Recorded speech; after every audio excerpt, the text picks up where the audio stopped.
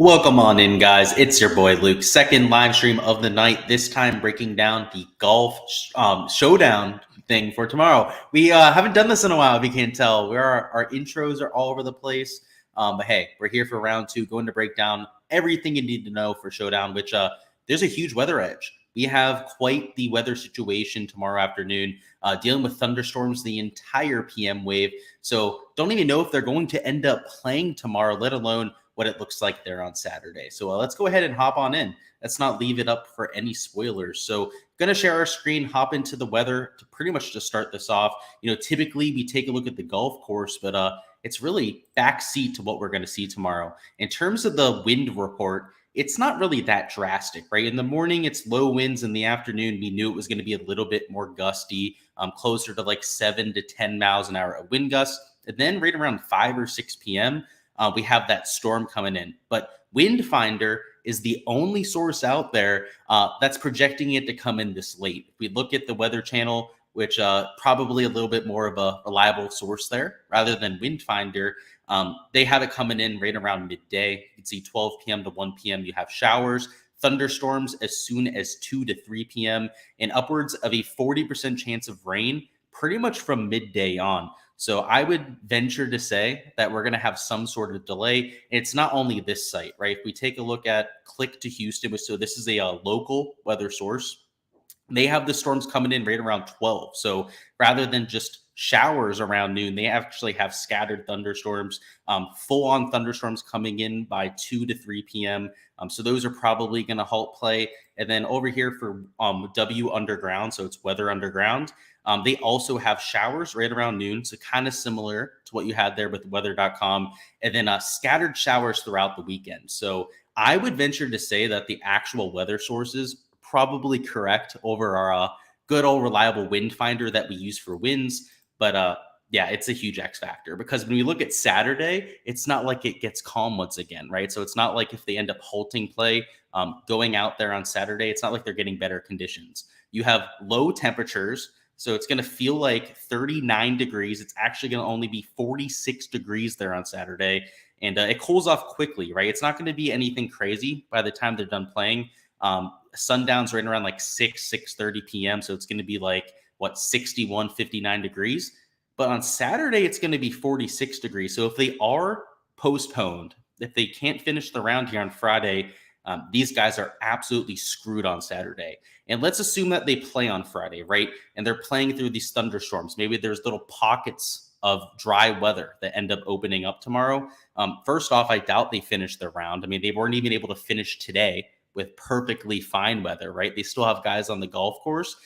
So I would pretty much guarantee that we're going to see guys golfing here on Saturday. But even if they're playing tomorrow, I mean, do you want guys that are playing in a downpour, that are playing in significantly worse winds than the morning wave? I mean, in the morning, it looks like it did today, right? 3 miles an hour of sustained winds, right around 7 to 8 miles an hour of winds. Now, if we take a look at today's scoring, it played right around half a stroke over par, which was actually easier than what we saw there in 2021, which I told you guys on Thursday, it's going to play by far the easiest as it is all week. We knew about that windstorm on Friday. We knew it was going to cool down over the weekend. So we're going to see it get harder and harder as the event goes on.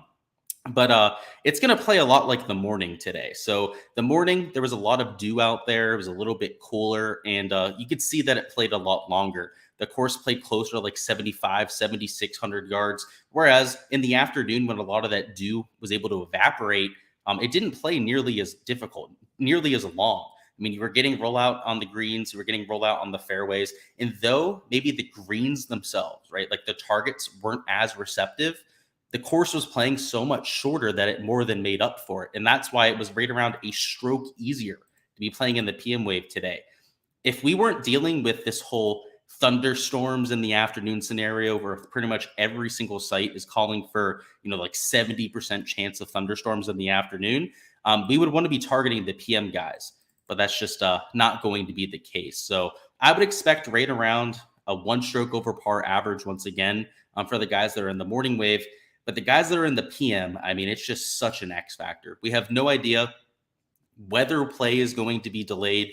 And like I was mentioning, if it's delayed into Saturday, so if you're just getting in here to the live stream, It's even worse. Like, it's going to be cold as all hell. Like 46 degrees, 50-degree weather. The ball is going to travel even less distance than it did this morning. I would imagine that there's going to be a bunch of humidity out there with the storm that's coming through. It's going to rain there tomorrow night, so there's going to be a lot of humidity in the soil there. It's just going to be dreadful. I mean, you're going to have that same effect that you had in the morning, right, with the dew. It's going to be cold. It's windy, right? It's like 14-mile-an-hour sustained winds with 20-mile-an-hour wind gusts. If you have players that are playing there on Saturday morning, I mean, just you got to hope and pray that they can make the cut, because I highly doubt they're going to make it out unscathed.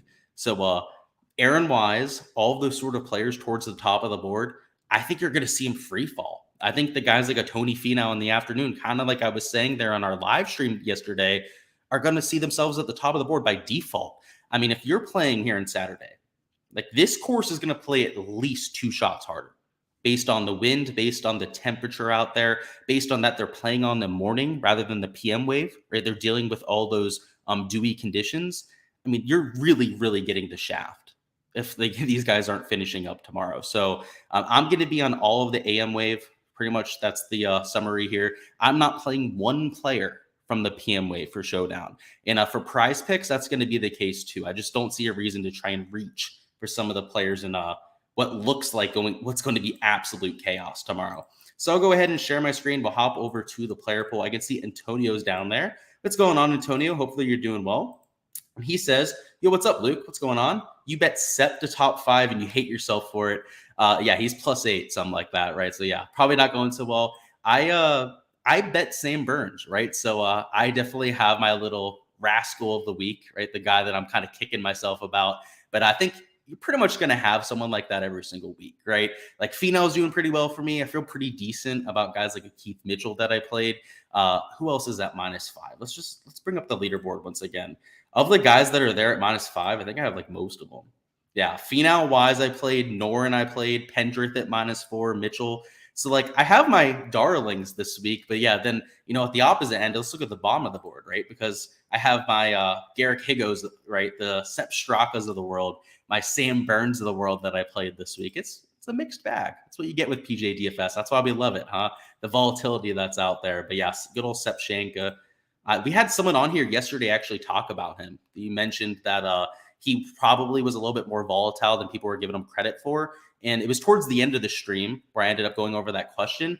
And I should have listened to him. I even said, I was like, you make a really good point there.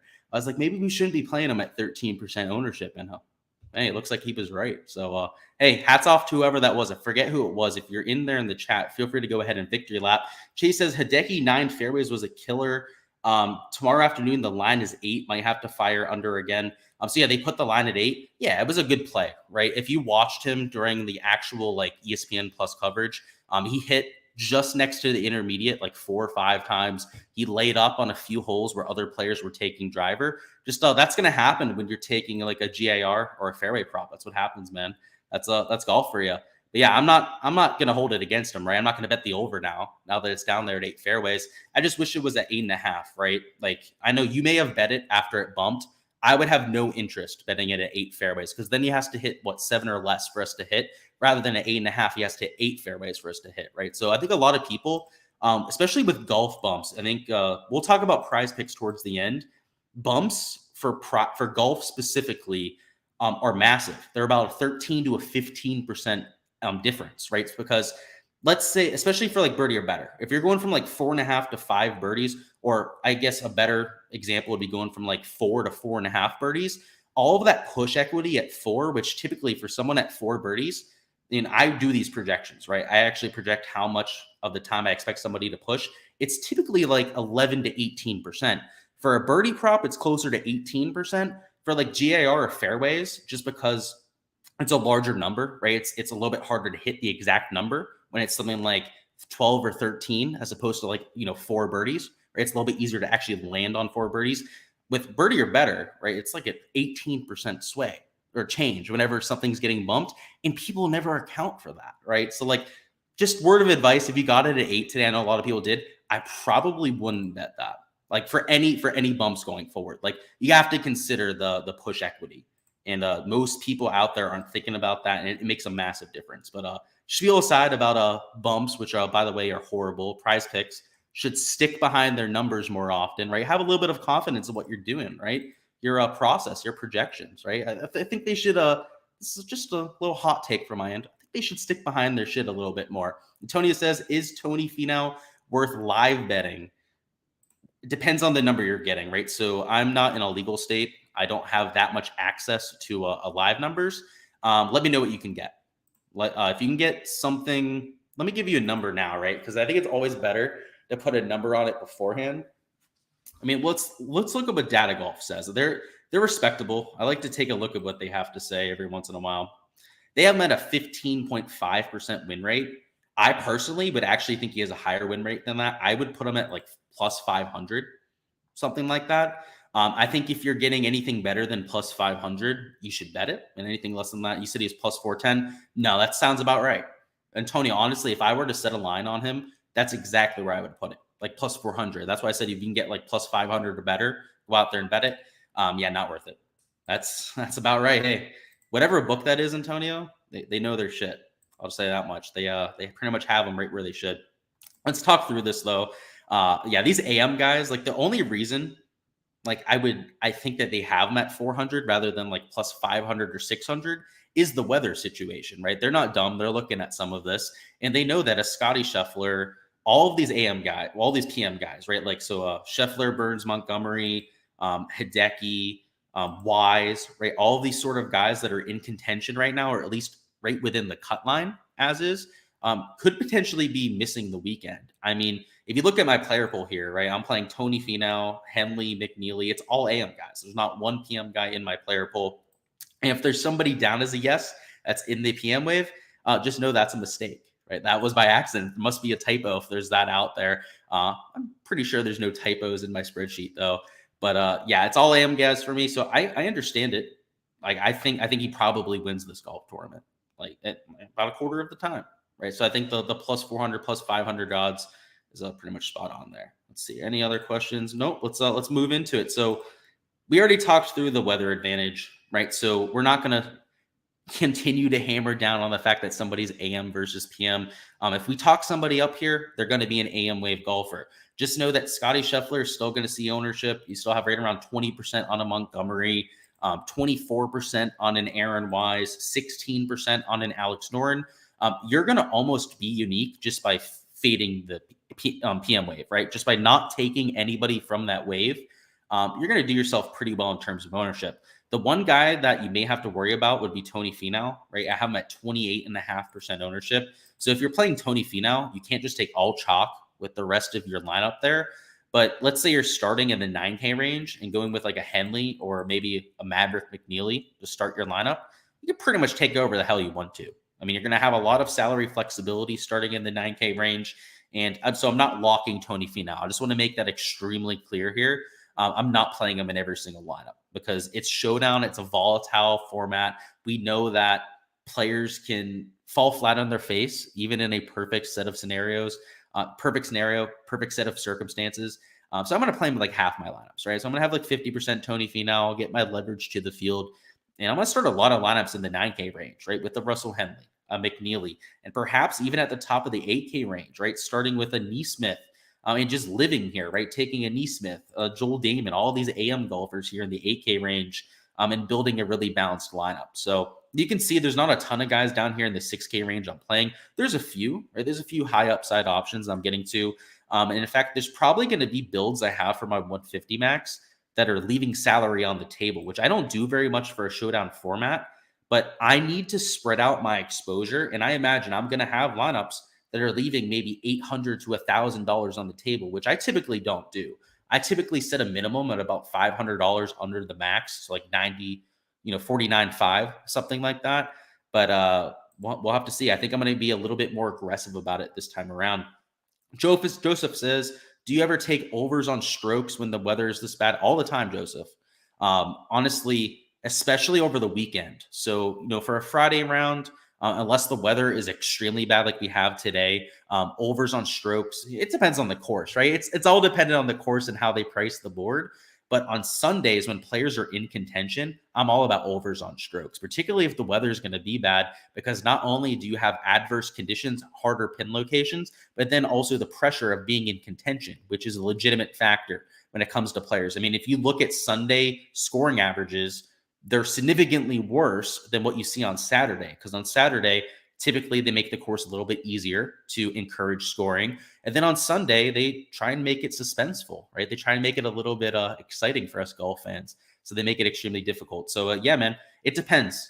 That's that. It's a horrible answer. It's the cop-out answer, but it depends, man. And you said you don't think these guys get the round in before the bad weather? No, I don't. I don't. So let's go through the weather. I know a few people just hopped in here. We can hop back into the player poll, right? We don't got to rush through this. Let's bring up the weather just for that question there. And no, I don't think they finish. So on Windfinder, so if you just brought up Windfinder, it doesn't look that bad. It looks like it's coming in closer to like 5, 6 p.m., except that every other source that we have access to has it coming in significantly earlier, right? So weather.com, right around noon, it starts raining. So, even if they're playing through the rain until a thunderstorm ends up, or thundercloud ends up coming by, it's going to suck, right? Playing in the rain is significantly more difficult than playing in perfect conditions. Then you have thunderstorms from 2 to 7 p.m. And it's like a 40, 60, 50, 60, 70, 80% chance here at 5 p.m. Like they're going to have to stop play, right? And if typically when they stop play, it's for at least an hour, if not upwards of like 2 to 3 hours, if the storms are going to linger around here. You go over here to another site, right? It starts right around noon. They have thunderstorms. And then this other site is very similar to weather.com, has it starting right around noon. So yeah, man, it's it's going to be tough. So that's why even for like Showdown, that's what we're talking about right now. I'm not playing anybody from the PM wave. For prize picks, I'm also not touching anyone in the PM wave, at least for like a supportive stance, right? So I'm not going to like take an over on anybody's birdies from the PM wave, but maybe I fade some guys, right? Assuming that maybe they end up moving play into Saturday. And what I didn't show on there before I came back to the player pool here was that on Saturday, the conditions are even worse. So if you're just tuning in here, on Saturday, we're going to have right around 40 to 50 degree temperatures, higher winds, and likely also that same wet, dewy effect that we had this AM. So it's a shit show when it comes to the weather. Antonio says, thoughts on Wise plus 500 or Norn at plus 1300?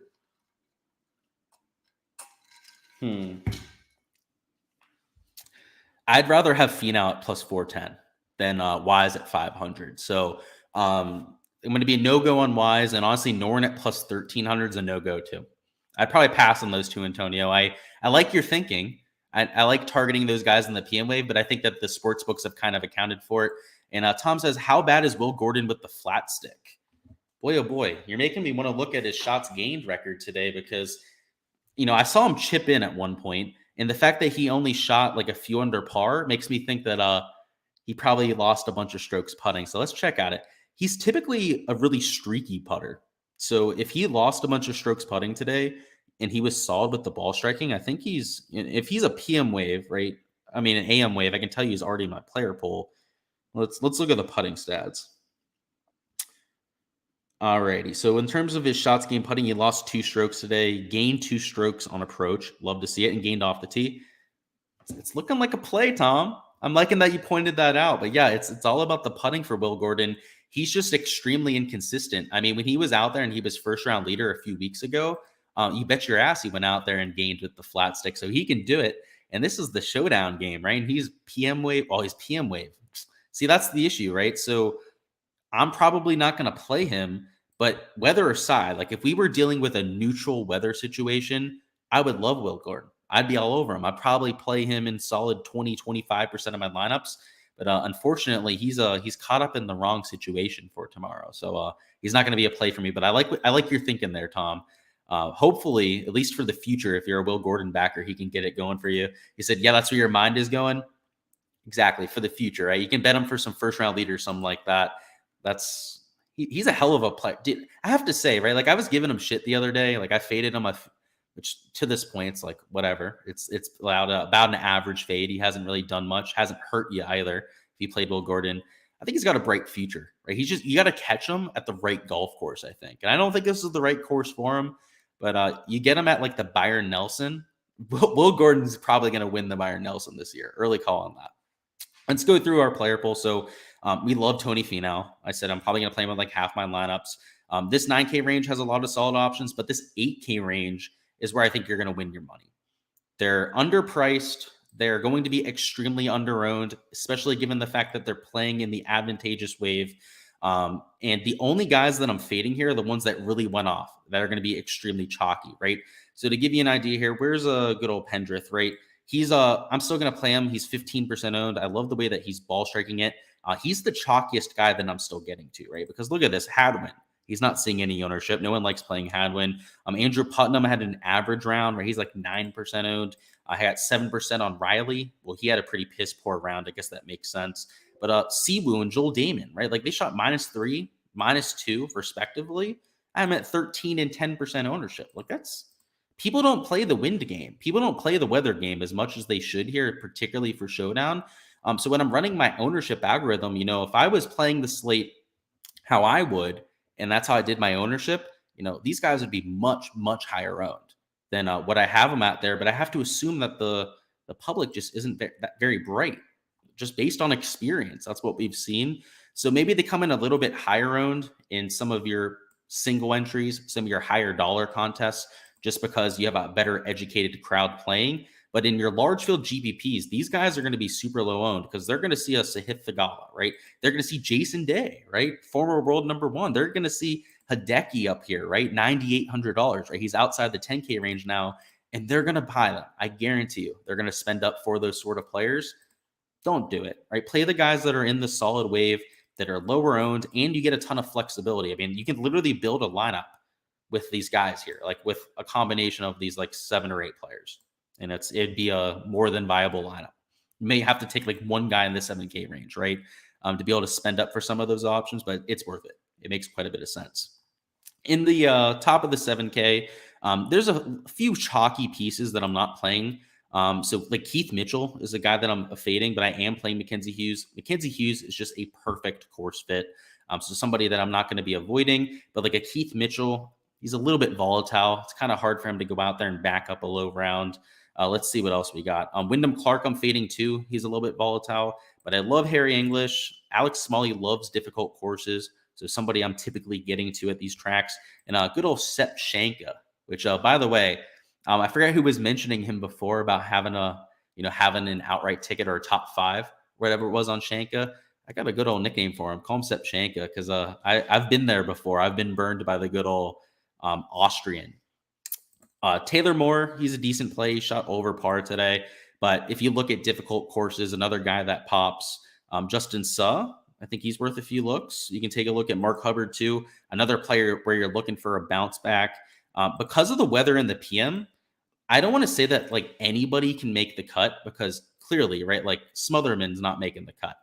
You're probably not getting a made cut out of Sam Burns just because he's in that PM wave, but you're going to see a scoring average of 2.5, 3 shots over par for those guys that are teeing off late. I mean, the cut could go to 3, 4 over par, right? So somebody like Hubbard that's there at, +5 playing in the advantageous wave, he gets it 1, 2 under par tomorrow. He's live to make the cut. And you have to think that these players got a feeling for that, right? And they're going to look at the weather.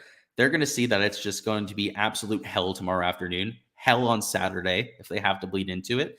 And I might give them a little bit of hope. So I like some of the guys here at like +5, +6. And Hubbard definitely checks that box. I like Jaeger. Jaeger's a great course fit. Same thing with Woodland. Solid around the green players. Same thing with Aaron Ride, to be quite frank with you. Brandon Woo's okay. We're not going to talk about every play, right? We'll go over the ones that are notable here. Garrick Higo, he's at +8, but kind of similar, right? If he shoots like -4 in the morning, he might end up making the cut. So he's still got some motivation there. Albeit that one's a little bit more of a stretch than what we have with some of the other players. Johannes Veerman, unfortunate. He started off pretty well today, but fell off. I'll be there again when he comes over here to play on the PGA Tour in the future. I'll definitely be backing him. He's got a lot of talent. Let's see. We got Charlie Hoffman, James Hahn. I'll be on both of those players. David Lingmerth, solid course fit, also accurate off the tee, which is helpful there in the morning wave. Martin Laird's a play. I mean, you guys get the point. We're taking these AM golfers that are solid course fits that I was pretty much playing going into the week, right? If they were in my player pool, if they're in the morning wave, there's a really good chance that I'm playing them. John Huz got a solid short game. Kramer Hickok checks that box. Matthias Schwab too. I would say Callum Turan. The one thing I have to say about good old Callum Turan is he just makes a ton of birdies. Like even today, right? He started horribly, was like 6-7 over par, yet still made 3 or 4 birdies down the stretch. He just continues to give you a little bit of hope that he can go out there and have a good round. So I'll be investing there once again. He's 3 over par. He's still getting close to contention for the cut line. And as pure punts, I don't hate Kevin Tway. He's popped in the past, and I don't hate Chad Ramey just because of his birdie production. Kind of similar, to a few of these guys like a Turan who still makes birdies when he's still playing poorly. Ramey's the same way, right? When he still doesn't have his best stuff, he's going to make you 3-4 birdies on the round. So he's not going to be a complete dud for this sort of golf tournament, let alone if he goes out there and has a clean round and is able to score something like 3-4 under par. So that's what I've got for the player pool. We'll go ahead and make a few lineups together now. So let me go ahead and share my screen, go over there. Let's go. There we go. And let's see, we got a comment down in chat too. You said, who leads after round 2? You have Finau, Wise, or Noren. See, that's pretty much like the same odds as what you're getting for the outright tournament, except that you're getting slightly better odds of Finau because of the volatility. Shit, man. That's a toss-up. If I had to pick anyone out of this 3, I guess Noren, right? Because the smaller sample size that you make, the better it is for somebody like a Noren, right? That's not the cream of the crop, like somebody like a Finau or even Wise, who at this point's really been impressing. Maybe Noren. Maybe that's where you bet Noren, right? And you said, can you tell you about Tyson Alexander, -5 with 18 left to play? Who is this guy? You probably know as much about him as I do. I mean, he's played a few tournaments of late. Let's see. Let's look at his shots gained, right? Because from a track record perspective, he has a few starts, a bunch of missed cuts when he's played here on tour. But let's see what he's done here over the first 17 holes. So he's gained 3 strokes on approach. It's pretty damn good. He's gaining off the tee and he's gaining with the putter. So obviously, if you have a solid round, you're up there tied for first, you're going to gain with the putter. That's not a surprise. Gaining off the tee, let's see. He's not a distance guy. So if you take a look at his driving distance, he's number 23 in the field. So it's not like he's elite there. His driving accuracy, he's right about average. So I don't know, man. That's tough to say, Antonio. It's hard to make the early call on Tyson Alexander, but he's probably just a solid professional golfer that had a pop round, right? Other than that, it's hard to say. I would imagine that he's your run of the crop Korn Ferry Tour guy, right? Somebody who's going to pop once every month, something like that, get you a ceiling round, maybe 2 in a golf tournament, post a pretty solid finish. But he's the reason, the fact that I don't know much about him probably says a lot about his pedigree, right? I'm not trying to talk shit about his game, but he's not a household name. Let's just say that much. Do I have that? Good. We have our screen shared here. Let's talk through a few lineups. So for cash, you have to play all AM guys. Like if you play a PM guy tomorrow and you're playing cash, you're doing the wrong thing. I would try and keep it relatively balanced. So getting to a Tony Finau, I think is a no-brainer for cash tomorrow. Let's see. For a second man in, I mean, Joel Damon, right? A Siwoo Kim. You probably want to skip somebody like a Riley just because he didn't have the best first round. Let's see. Who else can we fit into this lineup? You can go with Pendrith, right? That sort of lineup. And in terms of value picks, more AM golfers, right? So another AM golfer you could take. Higa would be a little bit too risky, right? He's a better GPP play, but like a Lingmerth, and then a $7,600 just rounded off with your favorite option, which probably not Sepp Shanka, another volatile option, but Smalley, Hodges, those sort of plays make a lot of sense. So in cash, don't overthink it. Take Tony Finau, mix in your favorite options in the 8K range, and build out a lineup that you feel comfortable with. But for GPPs, it's a little bit more interesting, right? We got to think about ownership. And I think there's a couple ways that you can build lineups. If you're going with Tony Finau, we're going to have to think about ownership. So for a second man in, maybe rather than taking a McNeely, we go with Henley, right? Who Henley had by far the, worst round there today. Shot over par as opposed to well under par for a Maverick McNeely.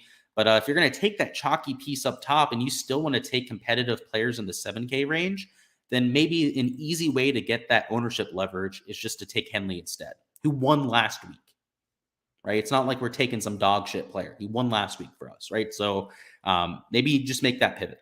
That's a good way to get some ownership leverage. So to round out that sort of lineup, let's go ahead and put a Hadwin, another low-owned play. So, you feel pretty good about your ownership at this point. So maybe you can take a Wyndham Clark. Maybe you can take a Keith Mitchell if you want to, right? And take a few chalky 7K options because you were a little bit more different there in the 8 and 9K range. So that's the type of build that you can make. Maybe I would recommend not taking both chalky options, Clark and Mitchell there, maybe being a little bit more balanced. Perhaps mixing in like an Alex Smalley instead. So one higher owned option, one guy that's pretty average in terms of his ownership, and rounding out a lineup in that sort of fashion. Now, my personal favorite build is not taking Tony Finau. Now, I mentioned he's probably my favorite player to use here, right? But on top of that, I think that there's interesting balanced builds you can get to, right? Maybe starting in the 8K range. So it's taking a player like a Matthew Neesmith, for example, going with a Siwoo Kim, Alex Noren, for example, you could take in this sort of lineup. Burmeisters playing in that wave. You can take an Adam Hadman, and you still have $7,900 remaining. I don't hate getting to this super balanced build where your most expensive players, maybe a Matthew Neesmith, or towards the top end of the range, maybe you end up using a McNeely as your most expensive player. I'm not against using this sort of lineup because you can feel pretty good about everyone that you're slotting in. And this is the sort of build where maybe I'm leaving $800 to $1,000 on the table. I know earlier in the live stream, I talked about this maybe being a slate to go out there and leave a little bit more salary on the table. This is what I mean, right? Maybe rounding it off this sort of lineup with like whoever's an AM wave around here. I know Lingmerth is. Pretty sure Fratelli's also an AM wave golfer. Just a cheaper guy down here that you feel comfortable with. I'm more than okay with that sort of lineup too. But that is all I've got for the Draftkings side. Let's go over to Prize Picks now and break down this board. So this is actually, it's not my first look at the slate, but it's my second look. I had a quick look at it before we went live. Let's catch up on chat, though, see what's going on. He said, appreciate the info, of course. Stay safe out there and good luck. Yeah, we're good, actually, with the hurricane. No damage. So I appreciate you mentioning that. But we're good down here, actually. No damage. Power only went out for like an hour or two last night, and it was in the middle of the night, so it wasn't that big of an issue, and we're back. So everything outside is intact, both at my apartment and at my parents' house. So, yeah, no issues. I appreciate it. Let's go through this. So on the Prize Picks board, it's priced the same. And it doesn't look like there's a huge bias between the waves. So if you're going to take overs or supportive stances for players, it's pretty clear you want to do it for the AM guys, right? So I probably didn't even have to tell you that. But for fades, it's pretty much a no-brainer to fade the PM dudes, especially because on Saturday, the conditions are supposed to be as cold and as windy as we're expecting. So, over on a guy like maybe not Scheffler because he's at 69 strokes, but some of these guys like a Jason Day, a Denny McCarthy, for example, why is Noren say PM wave? He's supposed to be an AM wave golfer, unless I have that backwards. Maybe I may have that backwards. Noren is he's had it backwards. That's okay. That's why we check these sort of things. But the guys that are playing in the PM wave are solid fades. That would include a Noren at 70.5 strokes. Let's go over the birdie or better. I mean, I would prefer to fade strokes just because you might luck sack your way into 4 birdies, even with difficult conditions. But to hold it together for all 18 holes when you're dealing with cold and windy conditions is a whole other situation, a whole other equation there. So, yeah, fading a Noren, guys like a McCarthy there. There's not a lot of PM guys on here. You probably have noticed there's a lot of the AM golfers. And honestly, probably fading Hideki, Burns, and Scheffler too. I think fading any of those sort of players would make sense. Over with greens in the PM, if it's going to be rainy, it's going to be even harder to hit greens. I'd probably prefer strokes even at that point to fading greens regulation, but you could still fade it over here. Let's see. McCarthy under 12. Hideki under 12. You could see a buyer for me there. Burns could not hit a green for his life today. He was 0 for 8 at one point in greens regulation, which is pretty sad. But yeah, it's looking like a pretty easy to read slate, right? So these PM golfers, I would pretty much take an under on any of them, and pretty much all the categories. And then in the AM wave, we're gonna have to be a little bit more selective, right? So let's go through the AM wave golfers. We have Tony Finau at 4 birdies. Probably not my favorite play, to be frank. It's you got to get to 5. That's just I don't know. If he was at 3.5 birdies, probably would have already bet it. But 4 birdies, not my favorite. We have Sibu in the morning wave 3.5. You have Henley at 3.5. Woodland, not my favorite. So probably not going to play these guys in the morning wave that heavy. Like it's just I'm okay taking Henley, McNeely, probably Sibu, these 3 over in terms of their birdie or better board, but I don't love them either because, I mean, you saw today, we had Jason Day over 3.5 birdies in the Discord, and he was stuck on 3 for, I believe, at least 6, 7 holes to end his day. He couldn't make the birdie. Sahith Theegala was somebody that I bet. He made 1 birdie the entire day. And then you had players like Aaron Wise, right? That smashed. They made 5 birdies for us. So it's a little bit of a mixed bag. You're going to take anybody. It would be a Henley, McNeely, and Sibu over. But with strokes, I mean, it's also tough because the scoring average was over par. And the guys that are in the AM wave, they're at 69.5 strokes, 70 strokes. Henley at 70 is not horrible. You get that push equity. But, at 69.5, you don't get that push there at 70 if they end up shooting even par. So, yeah, I like Henley here at 70. I think it would probably be my favorite bet in terms of supporting a player tomorrow. 70.5 for Woodland's actually okay too. I don't hate that one. But, 69.5, I just wish these were at 70. If they were at 70 for Sibu and McNeely, I'd feel a lot better about it. Birdie or better matchup board, I hate it. I hate birdie or better matchups. You're not going to see me bet them very often. But let's check just in case there's a huge value bet. And I like to look at the bottom. By the way, the bottom of these birdie or better boards is where you're going to find the most value. It's where you're going to find the most lopsided matchups typically. Let's see what we've got. Let's see if we can find an AM versus a PM wave golfer. Those are when you find absolute gold mines. But they don't make those mistakes very often. They used to. They used to make those mistakes for almost every single golf slate, but they fixed it. They definitely have. They've sharpened up over the months when it comes to these matchups. Yeah, these are 2 AM wave golfers. From what I can see, they have them all matched up, and I think they have them actually matched up by tee times. A lot of them as well. Yeah, Malnati had a horrible round today. So that's not the worst bet there with a Jason Day. Yeah, I mean, the only one that really sticks out to me is probably this Jason Day versus Malnati. I mean, even though Malnati's an extremely high birdie percentage player, I mean, Jason Day is just playing much better golf. Jason Day is the best approach player in the field over his last 20 rounds. Yeah, that's it for the birdie board. This is just slim pickings. I mean, this Ben Martin versus Werenski matchup is just the toss-up of all toss-ups. If you bet that, you're an absolute fish. I'm not even being nice about it. There's zero reason to bet this Ben Martin matchup. Yeah, it's just I would avoid it. I would avoid the entire board here for matchups. But yeah, with strokes, guys, take overs on these PM golfers. For birdie or better, some of the guys at 3.5 make sense for the over, but it's a lot of fades for greens on PM golfers. It's a lot of fades for fairways on PM golfers. I mean, I know somebody mentioned the Hideki line before. I just wish that was 8.5, right? I prefer actually fading like a Denny McCarthy 8.5 now. You could still go to Hideki at 8. You could still take guys like a Wise using the PM wave. I mean, a Norn can't hit a fairway for his life. So he's also in the bad wave. I definitely take the under there. Now at 7 fairways, I'm probably not fading Day, and then at 6.5 and 6 fairways, yeah, right. No chance I'm fading these guys. In fact, even though it's only 13 fairways, like 6 fairways, like come on, Gary Woodland can hit more than 6 fairways. Well, we'll see. Well, we're going to do our simulations. We'll do our write-up, go through the averages. We'll figure out exactly what the best plays are and give them to you guys over there on Patreon. But it's looking like Woodland very likely to be on that prize pick slip.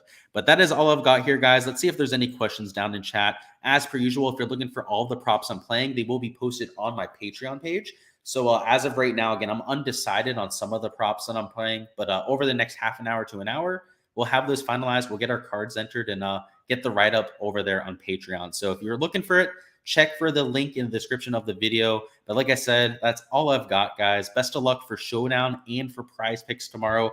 And John says, you can't wait to play this track next week and do what Sepp and Smotherman did. Yeah, I don't know if you're going to be able to beat them there, John, to be quite frank with you. It's a hard golf course. From what I've heard, they had on the ESPN Plus coverage, they were talking about some of the quotes they heard from some of the people that played it, because it is a muni, right? A lot of people are able to play Memorial Park, is that typically they're shooting like 100 plus. The rounds are taking 6-7 hours. One of them were quoted as saying that, yeah, the rough's typically like 2-3 inches longer, and our rounds take 7.5 hours. I don't think many people are shooting some 90 rounds around there, at least that aren't scratch golfers, right? Maybe you're a scratch golfer. I don't know, right? I don't know you in real life, but I imagine it's going to be a tough round. Let's just say that. I would shoot around Memorial Park. I would legitimately shoot at least 90. I would just hack it up. I don't have the distance for the golf course, and my short game, it's okay, but it's not tour class like you need for this sort of golf course. But enough talking about myself. That is all I've got. Gonna watch this massacre of a Thursday night football game here. But best of luck, and I'll catch you guys tomorrow.